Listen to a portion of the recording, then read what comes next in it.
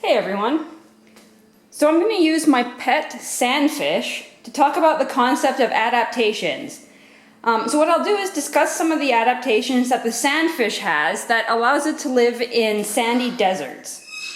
So adaptation is a feature that increases the probability that an organism will be able to survive and reproduce in its environment.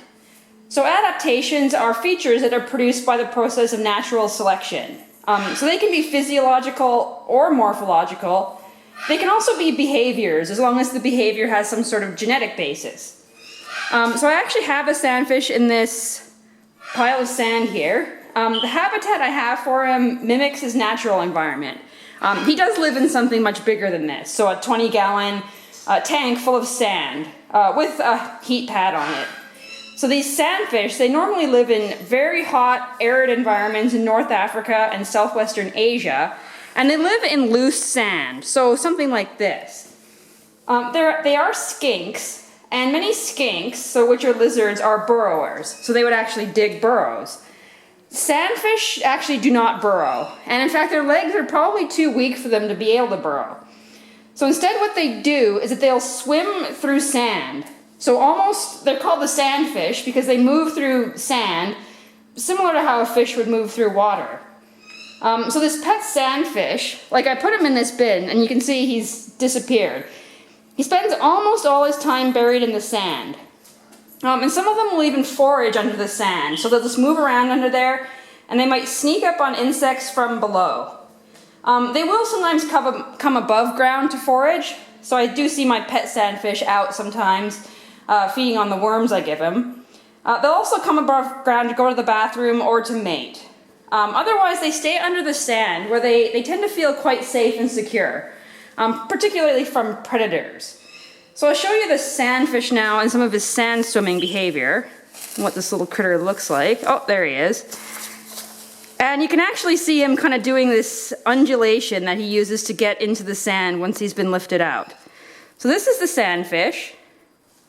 So you can see oops, there he is. So there's his face. And he has unusual looking toes, like they're kind of lobed, and they're actually fairly kind of floppy, like not very good for digging. Very streamlined, kind of doorstop shaped head, and he's tan and gray, so he'd blend in well in a desert. I'll put him down there, and you can see he just kind of moves his body back and forth in a wave-like pattern to dig right into the soil. So features that he has that are adaptations. So these guys have actually received a lot of attention from biophysicists.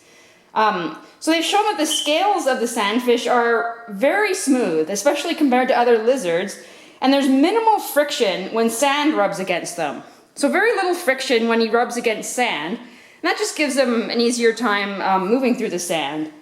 The scales are also very abrasion resistant. So the sand they live in is fairly rough, but it doesn't wear the scales away very much. So that does allow the sandfish to move effectively through the sand. And also their scales don't get damaged when they move through the sand. They're just particularly tough, even compared to the scales of other lizards. So that allows the sandfish to move in the sand and avoid above ground predators. Because the sandfish above the ground would be very vulnerable to predation, so from foxes, birds of prey, things like that. There's also another interesting problem. So you can see the sandfish, he's very comfortable under the sand. He likes to stay there. They do need to breathe though. So sandfish can breathe without inhaling a ton of sand. It's been found they actually ingest lots of it, but they don't inhale it. And so studies have shown they don't have any filtration mechanism in their respiratory tracts, because theoretically they could have something that filters the sand out. So what they do instead is they inhale very slowly and weakly. So there's not enough air velocity to move sand all the way into the lungs. So any sand that enters the nares or nostrils just won't get very far down the respiratory tract. Some inhaled sand also does seem to end up in the mouth where it's swallowed. Sandfish do actually poop out a lot of sand, so sand gets in the digestive tract, and they seem to be able to deal with that. It just doesn't enter the lungs. So the way that the sandfish breathes So very slowly and weakly on inhalation, and then sharply on exhalation, is an adaptation that lets the animal breathe under sand. So I'll bring out this guy again. And another feature, and this is actually common in a lot of, I guess, reptiles that burrow. So most lizards, you can actually see fairly large ear holes. Oh, there he is. And you notice this guy does not have very obvious ear holes. He can hear, he does have ears, but the ear holes are quite tiny, and they're actually covered in scales. Again, probably an adaptation to keep sand out of the ears. If you live in sand, it's not good to have a big ear hole that lets all sorts of sand into your ears. You probably noticed when I had him out the general streamlined shape of his body and his doorstop shaped head. So overall, this animal was quite well built for surviving and reproducing in a sandy desert environment. So probably over time, natural selection would have selected for animals with very smooth scales, very abrasion resistant scales, small ear holes, and so on. And now the result is this modern sandfish. So underneath this video, I'll put links to the studies I actually talked about. Oh, it's okay, little guy. And I'll just show you, again, another little view of him here. So very nice, smooth scales, very kind of streamlined body. And then there's his little, kind of funny looking little face. And he eats mostly waxworms and mealworms. So these are insectivores. I don't think they need to drink very much. There's his tail. They actually have fat little tails because they store fat in the tail. And there he goes again.